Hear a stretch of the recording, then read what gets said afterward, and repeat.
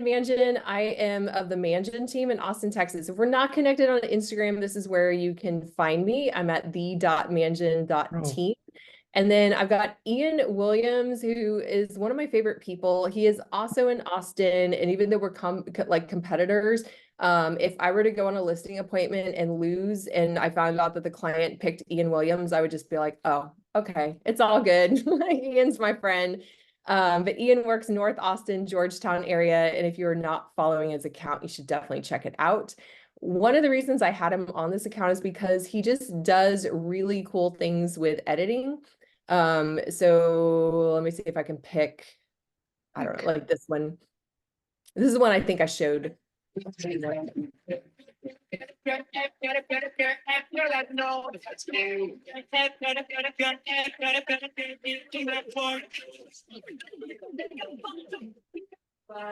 All right. So he does lots of cool stuff. Obviously, he's like a gymnast. You don't need to worry about, okay, I can't, I can't do all of that. What he's going to show you is just how he does some cool things that make his videos more eye-catching, attention-getting. And he's got the gymnast thing going, the t-shirts, the hat, a lot of cool stuff with his brand. But I'm going to turn it over to Ian and kind of let you talk a little bit more about like yourself. You know, you can tell him about your business and whatever, and just we'll kind of take it from there. All right. Thank you so much, Shannon. I appreciate you. Always appreciate you. I want to start off by saying that I know that y'all aren't here, you don't care about me, but I do want to share some like base information. I built a lot of my real estate business off of social media, and I would say 90% of my clients originally came from social media, including these transitions and tricks and stuff that you're seeing. Let me see if I can. Oh, there. I'm like, you can hold on, Ken, bro. I love you, man. But there we go. All right. So I just like Shannon, I've hit elite agent at our brokerage, which just means that we actually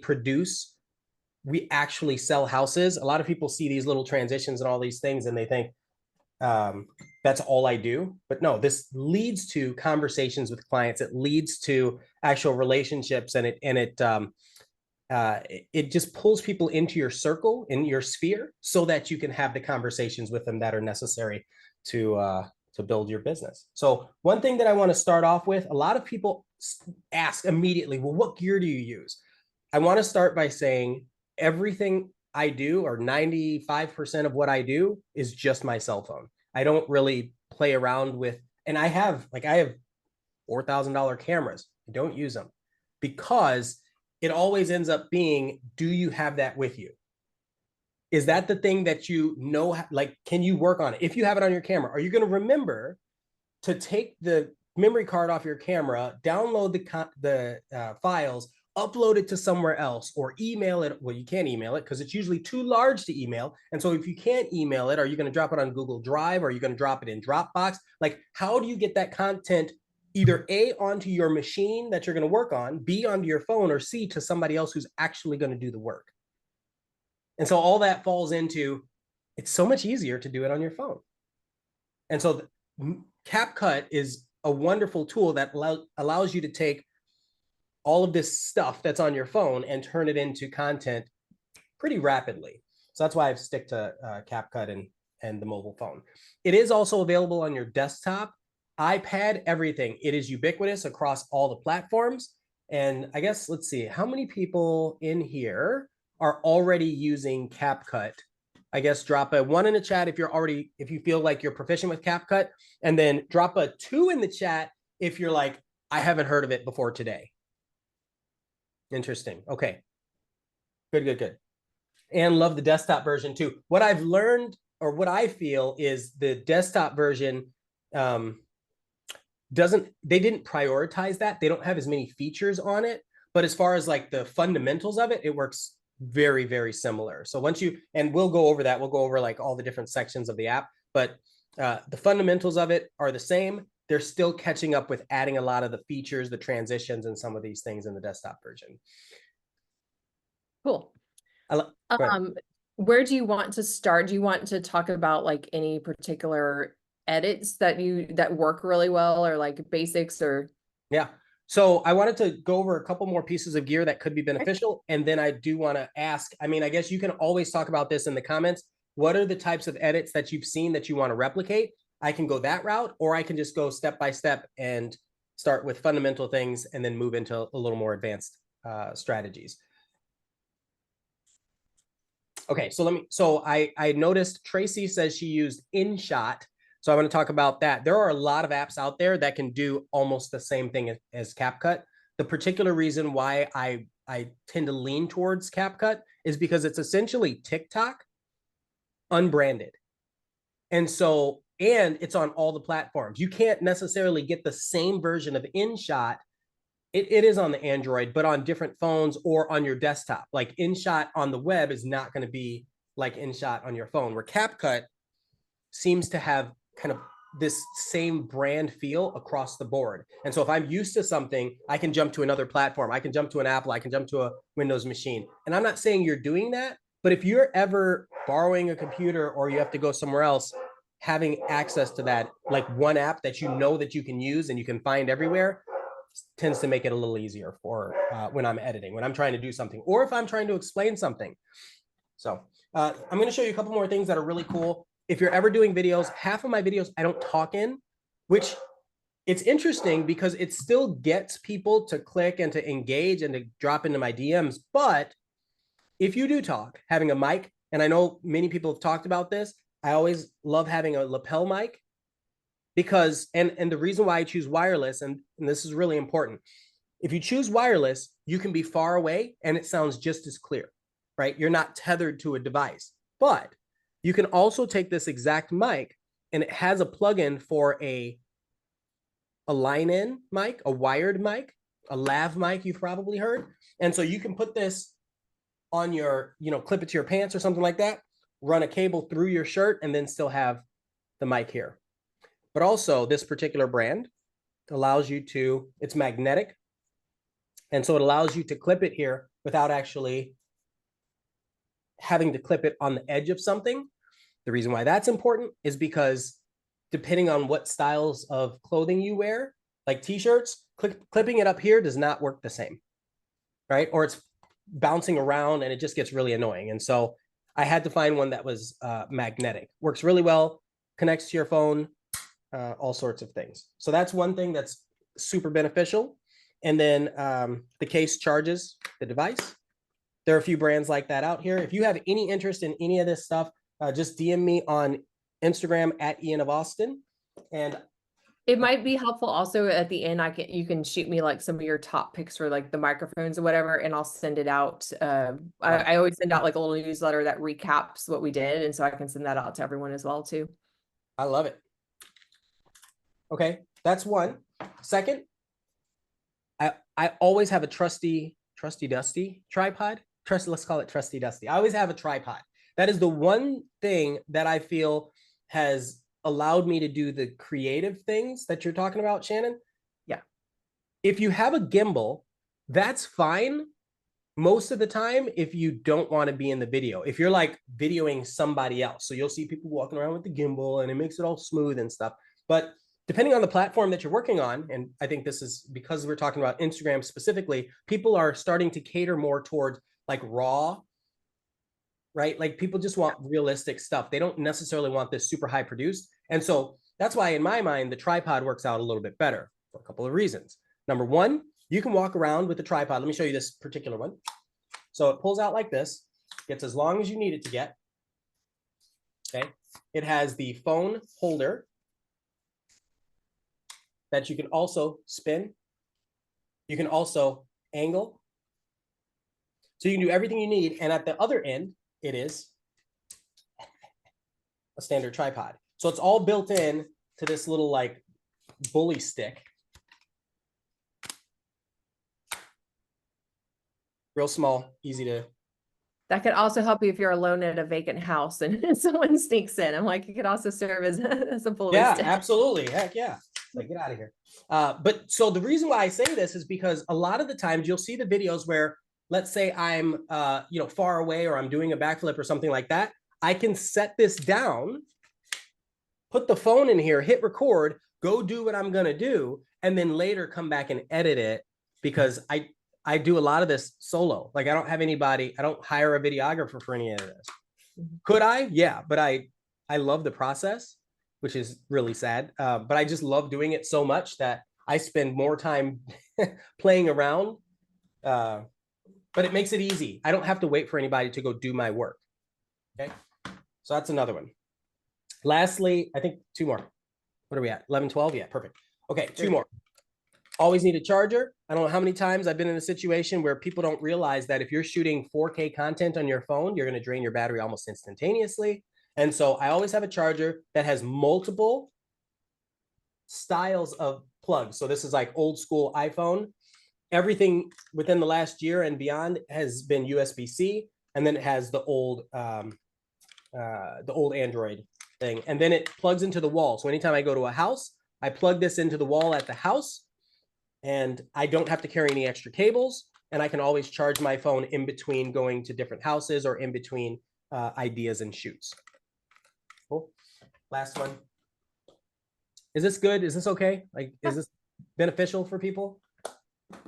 Seeing lots of thumbs up, Good. head nods, yes. Again, the one that matters is the phone and the tripod. Those are the two that matter the most. But these other two, the microphones, depending on how you have your conversations, are beneficial. The charger, you never want to be caught without data or without power. Can't even get in houses half the time without power. And then the last one, so I've been using camera glasses for, I don't know, like 6 years now. But finally, Facebook made a pair that works out really well and allows you to go live. Some people have a challenge going, like doing video or being on the video.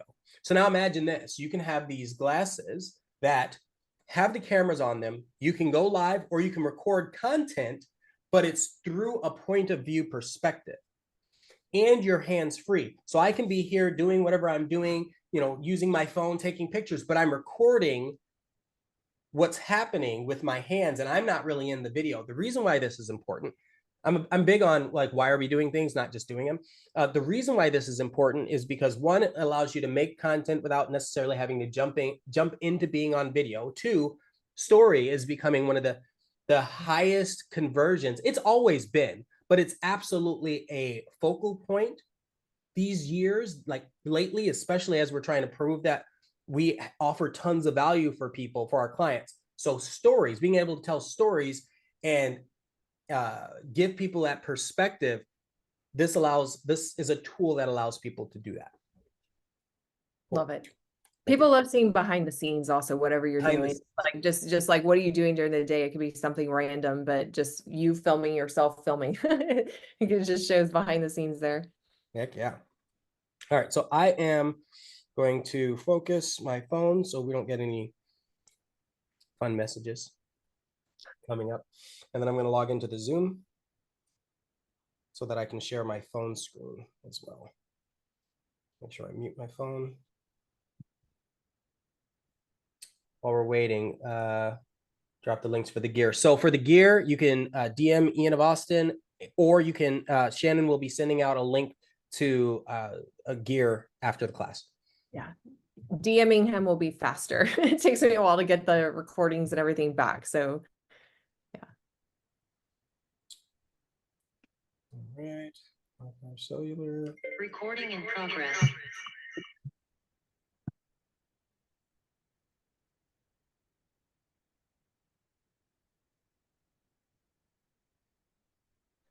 Okay, it stopped making noise.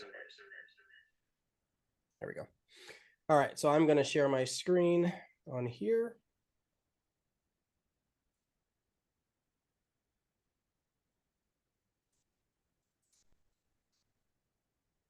And let's see if it comes up. It does. There we go. All right, so then we're going to pin this.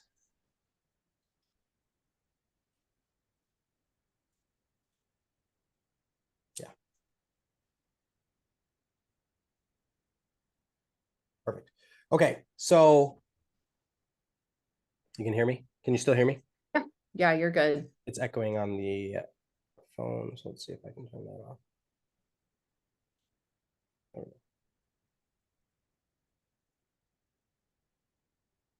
of here. All right, there we go. And you can still hear me? Yep, you're great. Thank you. All right, so CapCut.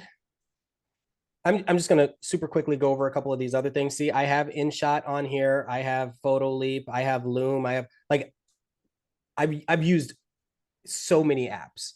And again, it goes back to what is the one that I can use consistently that has this whole suite of features, not just, you know, X or Y or Z. InShot is really cool because they've done a really good job with adding some fun transitions and templates, which we'll talk about. Templates are templates are a little advanced, but we'll go over that. So I'm opening up CapCut.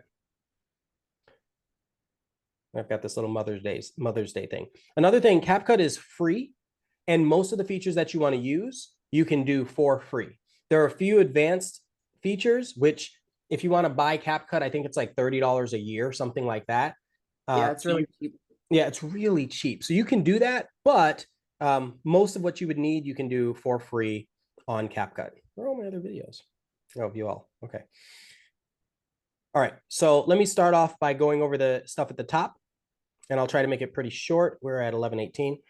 So as I don't know if you saw this, I was able to pull down. There's an expand in the top right-hand corner, and I can click expand, and it gives me all of these cool little options. So a great idea would be video translator.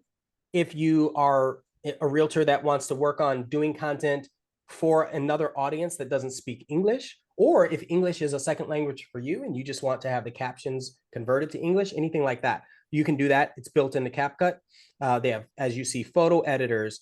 If you wanted to do AI effects, so that's good. Sometimes you'll see a lot of AI content put out. There's a whole section in CapCut to help you do that.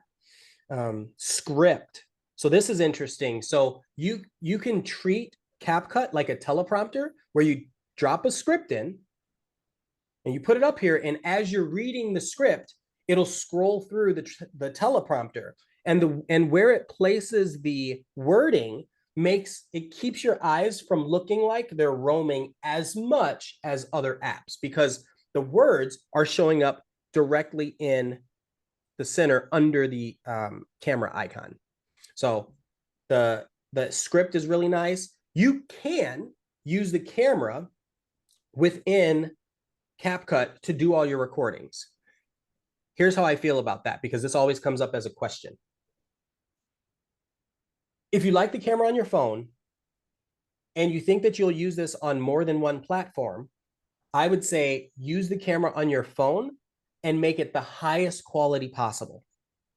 Everything from there, you can put it in CapCut, make it smaller, make it like a lower quality so that it fits Instagram, all these things. I like to do it on my phone because I am comfortable with those camera controls, and then it doesn't exist kind of solely within an app. And it allows me to be a little more flexible with that. Because maybe I'll do some of it in CapCut and the rest I'll upload to my VA in the Philippines, right? Like maybe that's the way I'll handle it. And so having that extra content using the camera outside ends up being beneficial in that way. Retouch, for all the people that wake up in the morning and they don't feel like P. Diddy and they want to have, let's say, their makeup on, or maybe change their look a little bit. You can do that with the retouch button, right? So I tend to look tired a lot because I'm go. Like I was up till 2 a.m. and then back up at 5:30 a.m. So I can retouch and remove any kind of bags under my eyes in the content that I'm recording with the click of a button. There is closed captions, auto captions, which I'll show you how to implement those. We talked about teleprompter, and then remove background. So you see that in a lot of these apps like Zoom and Google Meet, and sometimes you'll see it in phones. I'll talk about the cinematic and action mode in a little bit. That's actually a really, really subtle point, but I think it's a big deal, and I'll explain why. So the remove background, I can take everything from behind me, remove it, and then let's say I'm scrolling through an article, or I'm in front of I want to have like my little head talking in front of a house while the house tour is happening. I can use that button to do that. Good so far? Yep. Cool. Your next, pardon me. Excuse me. Yeah, sorry. Okay, so new project is how you would start a new project. So I'm going to start that right away. You go into new project and it asks you what kind of video, like it's, if you look on the top left where it's, what color is this? Teal, where it'll say what videos do you want to add into CapCut. But let's be careful because there are other things. There's photos, live photos. Generally, it's going to be video. Like I really am a proponent of putting video clips together. But sometimes people want to make a photo reel, and you can do that here. I've had people that log into CapCut. They're like, how do I import photos? This is it. And then you'll notice there are little circles around each one of these video clips.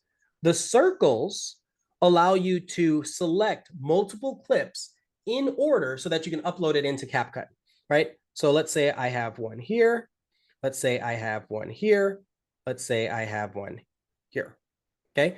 You'll notice the numbers 1, 2, 3. That's the order that it uploads the clips. Here's why this is important. Depending on the style of video, sometimes you're prone to make blemishes or mistakes, I'll call them. So if I do a walkthrough video, which we didn't get to show, and I'll show that before I go further. But if I'm doing a walkthrough video, I actually make a bunch of little clips and then I upload them all together so that I don't have to worry about my ums or my likes or maybe missing a beat when I'm talking about specific content. Because when you're creating short form specifically, if you don't grab their attention or you have pauses or you have filler words, you've lost them most of the time.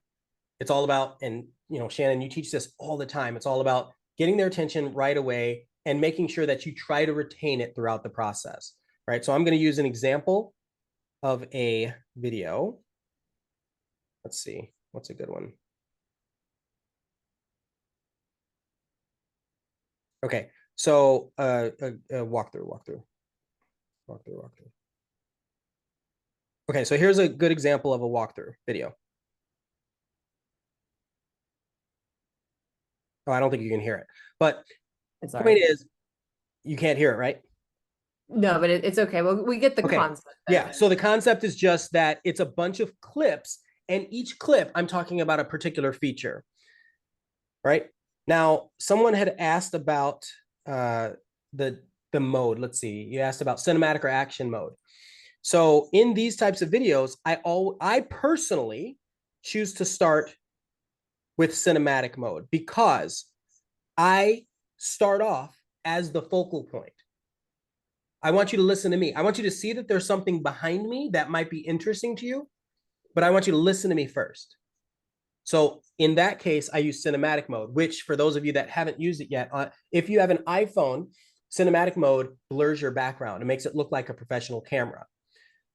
The change up, the technical aspect is the quality is generally a little, the frame rate is lower. So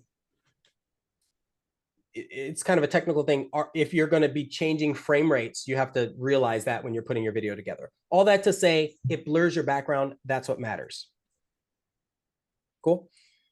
And then in other shots, I'll either have a wider view or, you know, action camera or something like that. It really just depends on what I'm trying to accomplish. But yeah, cinematic mode for talking head video when I am the focus. You want whatever the focus is to be actually the focus in the video. So if I'm doing a, let's say one of those backflip transition videos, but you can't see me doing the backflip and I'm blurry, but the house is there, that kind of misses the point a little bit. So in that case, I might do an action mode on the camera. Did I articulate the response well enough? Yeah, maybe. You're good. Cool. Thanks. All right. So this is great because of cuts too. So I see John. This is great because of cuts too, because people are going to stay watching for a while, I feel, and not get bored. Yes, that is the reason for this. So now I'm back to forever. Now I'm back to CapCut, and I can hit add down at the bottom right-hand corner. I don't know if you can, yeah, you can see it, but my you're good. Yeah, we can see it. So I'm going to hit add, and now I've got 3 video clips that uploaded. automatically in the order that I selected. Wonderful, right? I'm gonna tell you right away, go all the way to the end. And I see so many realtors miss this. And this is for every app. This is like InShot does this, and a bunch of other these apps do this. They put like their own like logo at the end of the videos. And so I can always tell if people have used this or not because they leave the logo in. So I always click this because it's a video clip. I select it with my thumb and I just hit delete. Get out of here. I don't want you to do that. And I have the pro version. It's just funny that they always put it in there to see if you're paying attention. Cool. All right. Next thing is we'll talk about timeline. Most people seem to know or be pretty proficient with how the timeline works and all that. So I'm just going to go over it really quick. In the top middle is what you're seeing on screen. Okay. And then in the bottom, this is called your timeline. And what you'll see is rows, and the rows will have clips. Well, the first row will have the clips that you imported. Okay. So I click on it with my thumb and it selects that clip in that row. If I click anywhere else in this blank space in my timeline, it takes me off and I basically just have the whole thing selected. Okay. The reason why that's important is based on what you're doing, it gives you different controls. So if you look at the bottom are all of my controls. So edit, audio, text, effects, but I don't have any clips selected. So when I choose edit, it's editing everything, like all the clips at once. Or if I'm creating text, it's creating text on everything at once. But if I select that particular clip, which you can see it highlighted, that's how you know, now it changes the controls down at the bottom. See, so I have split, speed, animation. So I have different controls, and these controls are particular to that clip. So a great example is if I go over to enhance voice, which is an option in Capcut, it's enhancing that voice only for that clip. And so a lot of times I'll have audio if I am speaking and it won't sound very clear. So I might want to enhance it. But then there might be another clip where it sounds perfect. I don't need to touch that. So I would select the clips individually, choose enhance, and now I'm good to go. The same applies to adjust, which allows me to change the visual look, the aesthetic of that particular clip. So one clip might be a little too bright, and then the next clip might be a little too dark. So I can go in and adjust at an individual level. So I'm going to use that as an example. So I'm going to click adjust, and it brings up a whole suite of controls. The first control is often the easiest in an intuitive app such as Capcut. So you'll see to the left, down towards the middle, it says auto adjust. That's my favorite. I'll click on auto adjust. Boom, brightens it up just right. And then there's a little slider below that. And this applies to almost every control. There's a little slider where it's how intense do I want that auto adjust to be. So it starts off at like a 90%, and I can drag it, or 80%, and I can drag it. Let me get 100% of that boost. So I got 100% of that boost. The next thing that's really important is down below that. It says, let's say you screwed up, you can hit reset, or you can hit apply to all. You say, you know what? I just want an auto adjust on all of my clips. I would hit apply to all, and then all 3 clips that I imported are now boosted. And you can tell because here, if you look at the video, you can see how much brighter, how much greener the grass is. So there's something about our personalities where higher contrast or higher saturation, all these different things matter to your audience. And so I would encourage you to figure out who are you talking to and what do they like the most, right? Because if you're talking to, I'll say, an engineer, is he going to care how bright and flashy the grass is? Maybe, but not as much as the content that you're delivering. So if I want it to look cinematic, not only am I going to use the cinematic mode on my camera, but I might choose a filter that looks more like a Hollywood movie, which is usually subdued or a different color. It's not going to be just bright green, right? So you really want to know more about your audience and the intent behind the video that you're creating. Okay. All right. So that's pretty good basic stuff. Are there other things that people want to go into from here, or do you just want me to keep talking and sharing? Let me start with keep talking and sharing. If I see stuff in the comments, I'll. Something else I think just for me that it's also helpful is you can also resize things. So like, let's say that first clip you wanted to zoom in more or something like that. You can easily, like, while it's selected, just kind of pinch and drag your fingers and make something bigger or smaller or whatever. So that's like another easy thing is sometimes I'll like film something and I'm like, oh, I'm too far away, or it's like, you know, you can't really see the part of the kitchen or whatever I was focused on. So just being able to click that and just pinch and resize that one clip is another way that's easy. 100%. In fact, that's something I would need to show next, and here's why. Many of us are savvy enough to realize now that the direction you hold your phone is going to dictate how your video is exported, right? Or how your video looks, or what platform your people are watching it on. So if you're making it an Instagram short, then you'll want it to be vertical. If you're making a YouTube long form video, you'll generally want it to be horizontal, okay? Capcut and some of these other apps, but specifically Capcut, allows you to adjust that from here. So if I wanted to take this clip and turn it into a YouTube style long form, there's an option down there. But before I do that, I'm going to slide over to this very next clip. So you'll see this clip. I can tell that it's full screen because I don't see any black bars on the sides or at the bottom or top. But when I get to my next clip, you'll look and you'll see a black bar at the top or at the bottom. That is probably my biggest pet peeve when I realize that an agent or a content creator did not fill that in intentionally, or like they just didn't know. Now, there are applications for this. One of the applications is if you want to have text or a logo. This actually works out really well because you can just put text up here and then it's never blocked and it's always easy to see. Right? So that's a thought. But generally, when I'm doing short form content, the focus is it should be the story, like what's happening. And so because of that, I'll select the clip, like Shannon said, and then you'll see a little border around it, a teal border around it. From there, like with anything else on any phone lately, except flip phones, you can take your two fingers, pinch and zoom. And so that's what I'll do. I'll pinch and zoom. CapCut's really clever in that as I move it around, you'll see little reticles or lines that let me know, am I centered? It's big. So now this goes back to another component that I want to share. I don't know if everybody has seen this or heard of this, but when you go into your main camera on your iPhone, okay, so I've got my main camera, you'll notice I have grid lines. In the grid lines do not show up in the video, but they allow me to make sure that whatever my focus is central. This becomes extremely important if you're trying to do one video that applies to multiple types of platforms.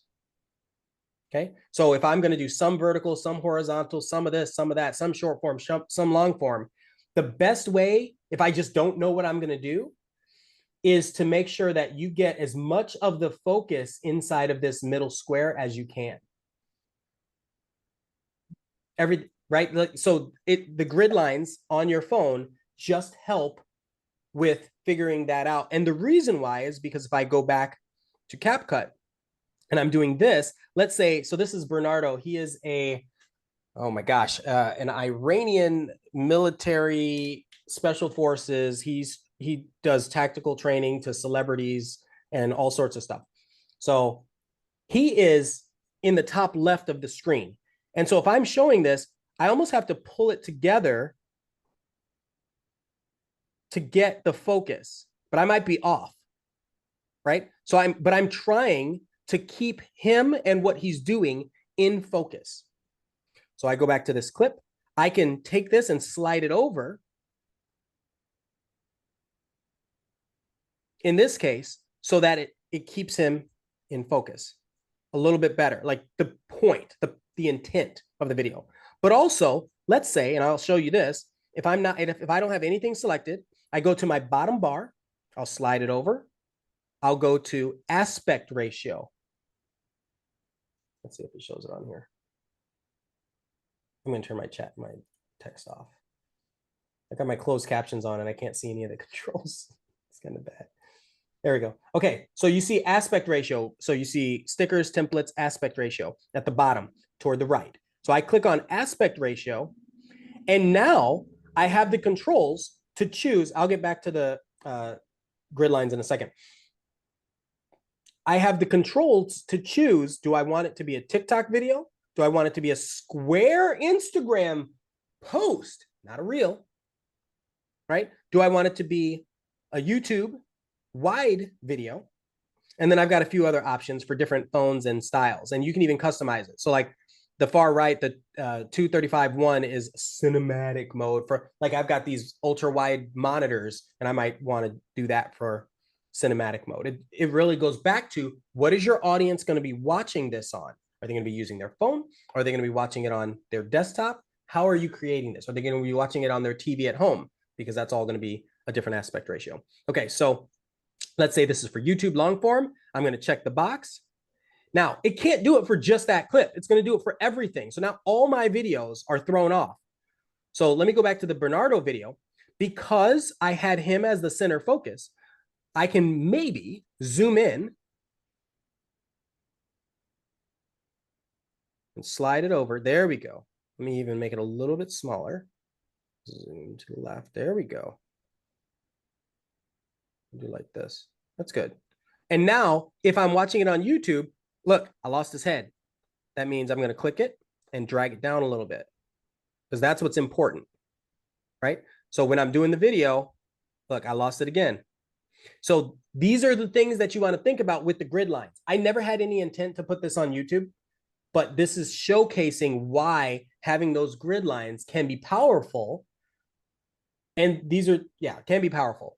A lot of professional cameras will allow you to have the grid lines on the screen. So if you do want to have a videographer or a, a nice camera and shoot some content, that's going to be a really important point.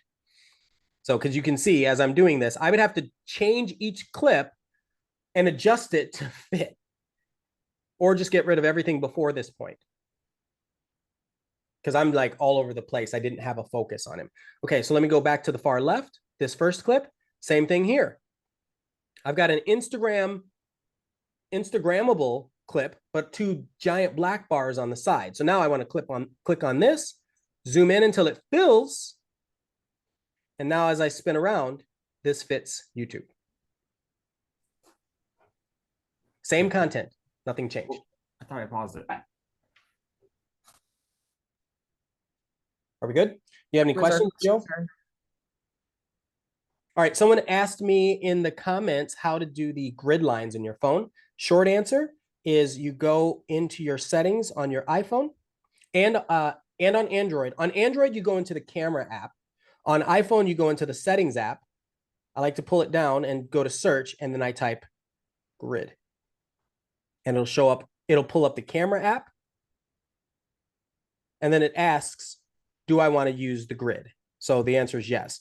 Android phones give you so many more options. They give you like point of three, they give you the grids, they give you all sorts of, they give you so many more options, but the grid works in a pinch. Let me say it that way. The next thing is, this is really, really, really important. So many people, oh my gosh, another pet peeve of mine, when I'm watching people make content, I get distracted easily, as you can probably tell from this. Most videos I see from real estate agents specifically, this is how you know they're not content creators, or they're not proficient at creating content. Their text will be backwards, right? So you can do a couple things. One, if you see it right here, grid level front camera, you can actually reverse the mirror and make sure everything that you take is mirrored so that your text shows up correctly in a video. If you forget to do that, or maybe you don't want that on your main camera, you can do that within Capcut per clip. Really cool. So I'll go back to Capcut. And so right now, you can see it right here where it says kick butt coffee in the middle. Half the time I see people doing content and it's flipped. So I'm going to go down to the bottom. The option in Capcut is called transform. I click mirror on the left. And this is what I see most realtors do, is their shirts are flipped. Like it says that you can't read that, which removes some of the immersion from the story that you're trying to craft for these people, for your clients or realtors or whatever. Is that helpful? Mm-hmm. Cool. Same thing as far as rotate. So I might be in a situation where maybe I want to take a screenshot or make a thumbnail or something like that. I would click rotate and I can spin it around real quick. Or I can take my two fingers like I do with a pinch and zoom, and I can actually rotate it. Now let me minimize this.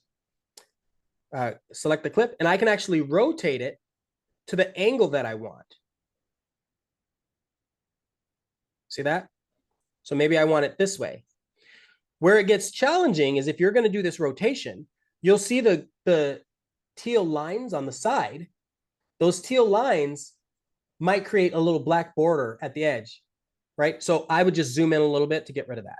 And now I've filled the screen with a slightly rotated image for whatever the point of the story was, right? Sometimes I want that. I'm going to show you an example of where I use that, which goes back to why it's relevant. Okay, so I'm going to play a video. Well, I'll do this one. Here, this is the first one. Pay attention to the landing or the transition between the backflip. Pay close attention. Okay, I'm going to do it one more time.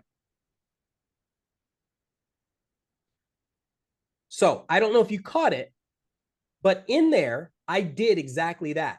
I landed a little askew, but I wanted to enhance that effect so it looked like I landed correctly.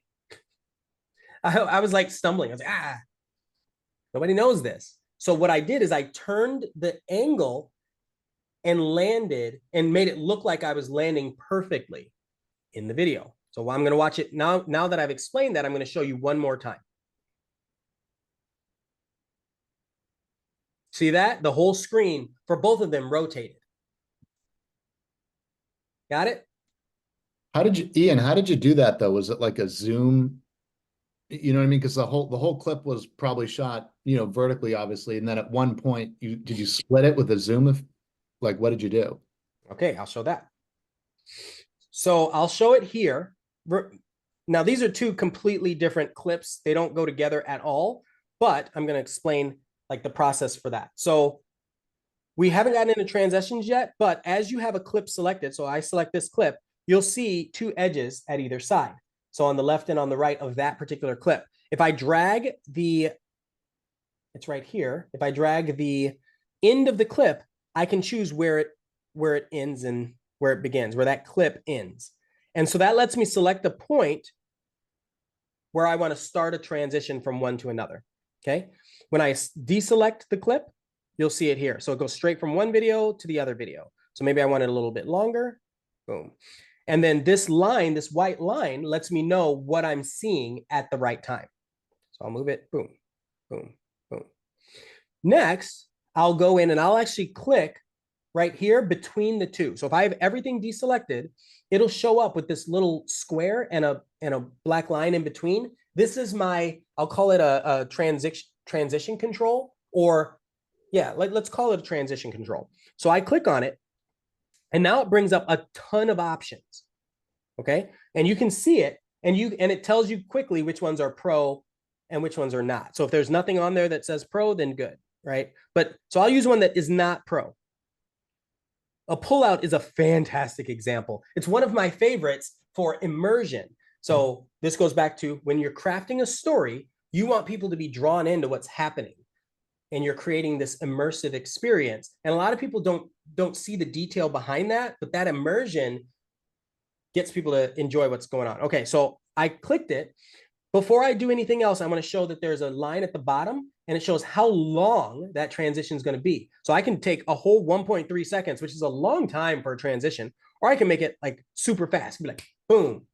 It depends, again, on what your style of video is. If you speak really quickly and you're just panning back and forth, and you know that your audience is 17 years old, Why would it be? I don't know. Maybe you're talking to their parents. You're like, do your parents want to do this, this, that? And you are intentionally adjusting your cadence. Maybe a fast transition makes a lot of sense. But if you're talking to somebody that is, maybe they've been around for a while, they're going through their legacy years, they're looking for a sunset or a home situation, you might want to slow down the transitions, because while they're nice, they can be a little distracting for someone that doesn't like watching fast-paced content.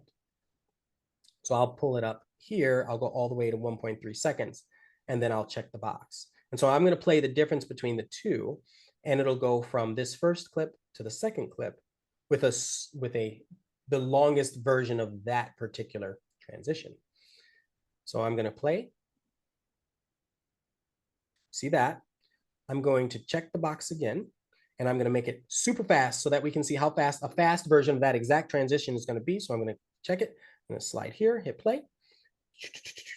Boom, super, like so fast, almost so fast that you can't see it. But when you're attention grabbing on a short form video, you want to be as quick as possible. When you're talking long form, you want to adjust it so that people have a minute to digest, because that's the point. The point is to give them a longer format version and a little more detail behind everything. Okay.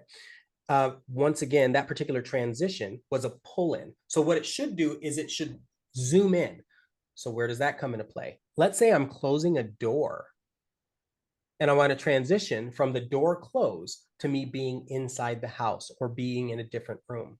That would be a perfect spot to use this pull-in transition, because you see the door slap, and then you would see the film, the camera go zoom, almost make a zoom effect, right? So this pull-in transition would be perfect for that type. So I'm going to do it again. I'm going to make it a little bit, I'll put it in the middle. And so imagine that. Imagine a door closing or a phone hanging up. And you have this motion that you're making. You want that motion to be, is contiguous the word? You'll want it to be contiguous with the action that's happening on the screen. So if a door is closing into you, that pull in makes that zoom feel appropriate. It's a trick that a lot of cinematographers use. It's continuity in movies. Anyway, so I'm going to play it again and just watch that particular zoom in, because that's what this is doing. It's subtle, but it makes a big impact when you want to increase your level of production, your production value, and it's so easy to do on Capcut. Okay. What time? We're at 11:50. First, let me stop and ask, is there anything else in particular that you want me to focus on? Because I can go for hours. I can talk about this way too long, but I don't want to overwhelm. I share one that I use all the time, and that's just adding an overlay, which I think you might have done earlier, because someone was like, how did you get yourself like talking? There was like a clip of you talking about something, and then there was like a background video of a kitchen. Yep. But I use overlays like constantly. So I'll show that. So what we didn't show is how to pull in more clips. So to the far right, you'll see a giant plus sign. Based on where your I forget what this is called, but like your location line is, like this is where you are in the video. Based on where that is, when you click the plus and you import a new clip, it'll just put it right behind there. So if I'm right here, it'll put it just after this clip. So I'm going to import one. So I'm going to hit the plus, and I'm going to choose. I'll choose. I want a short one. I'll choose this one. It's already in there too. But oh, by the way, this is actually a really good subtle point. You'll see it says added. That one in the middle at the top, it says added, which means I already have it in here somewhere. So it's fun that it does that. But I'm gonna pull in another one. Let's do this one. Okay. So I'm gonna hit add or this one, and I hit add. Okay, so now what it did is it put that video right here. Okay, so I'm going to zoom. I'm going to go to the next one. Same here. Okay, so it pulled both of those in. So what I want to do is I selected the clip. I can choose remove BG. And then you'll see at the bottom left, it says auto removal. Most of the time, that's sufficient. I'm going to explain the other two, but not show them. You'll have custom removal where you can take your finger and select all the stuff you want to take out of it, or you have chroma key, which is generally just a color. If you have a green screen behind you or a solid color wall behind you, it might work. Oftentimes, the thing that people miss is the lighting and the shadows make it a different color behind you. So the chroma key it's usually best in like a studio controlled lighting environment where auto removal is pretty darn good. It uses AI to detect how to remove the background from people. So I'm going to click on auto removal.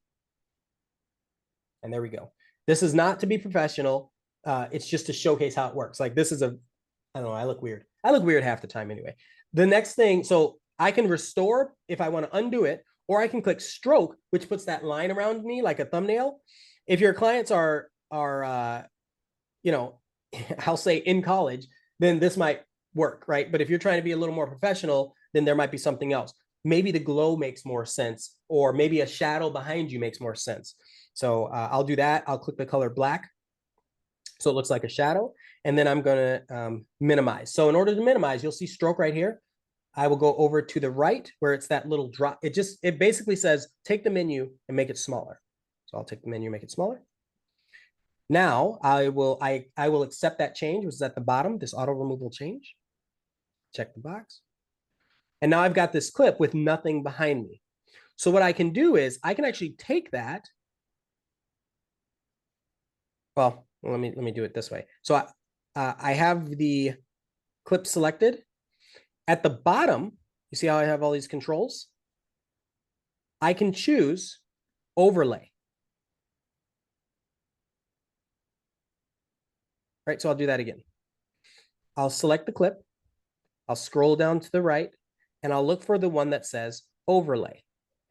And what it'll do is it'll take that clip and drop it down a level. Now I've got 2 levels of video. Well, if I move this over, I've got my head in front of another video. All right. Why is this great? 100 reasons, right? It could be great if you're doing a walkthrough video of a home, and then later you're just talking. Most people will just do a voiceover, an audio voiceover. But how much, I don't know if better is the word, but how much different could it be for your audience if they were watching you talk as you're going through the home and you have a script that's tied to it? So there are all these things. So anyway, this is a great way to do that. So Shannon crushes it with these when she puts these together, because she might be talking about an article and it's just her scrolling through. And then next thing you know, I did one that's like pinned to the top of my page. If you check out my page, it's the second one. And it's a video of me talking to Usher. And I had so many people that were like, how are you talking to him? Like, what in the world? How did you do that? And all it was I screen recorded the Usher video of him where he's like, you know, like, are you serious? What's going on? Whatever. And so I just screen recorded that, resized it. And then I recorded my part as if I'm talking to him, like the other half of the conversation. So I just put my video in there. I put the Usher video in there. I made him the overlay. And then I went to transform and I just resized them. I cropped them. You can crop, you can, you know, shrink them in. So I just made it look like he appeared. And then when he left, I used a little transition just to make it look like he left the conversation. And then it was just my video left. So go to the grid. There we go. And it should be the second one. Perfect. I almost died when I saw this video. I love this video, but I don't have the sound. I want to show it anyway so you can kind of see. Yeah. So just me. This is my video. Little transition. He's an overlay. And that's all it is. And people are like, oh my God, how did you do that? It's screen recording. I know it's like copyright, but it's like, we use it all the time. And that's what you see a lot of like in TikTok and stuff, is like people will take a scene from a little movie or whatever. And then he hangs up on me and I just did a little transition where it looks like he just drops out of the conversation. So I do like your tip also on like, make it look like if something moved or it slammed, pick the transition that goes, go right, go left, go down, whatever. And it just makes it look a little more realistic. That's all that was. 2 videos on top.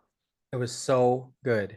And listen, like you can tell I study this. Like I watch what's going on. That is a masterclass in telling stories. Shannon is so darn good at conveying a story to her audience. But of course, she was a teacher before. And so that makes it easier for her to take that and, you know, kind of summarize the But you could do intent. the same thing. Like people are like, well, I want to be talking to someone. I want to show both of our heads or whatever. You just combine the two clips. Like if you're interviewing, if one person's being recorded and whatever, it's just literally like overlaying one and resizing it.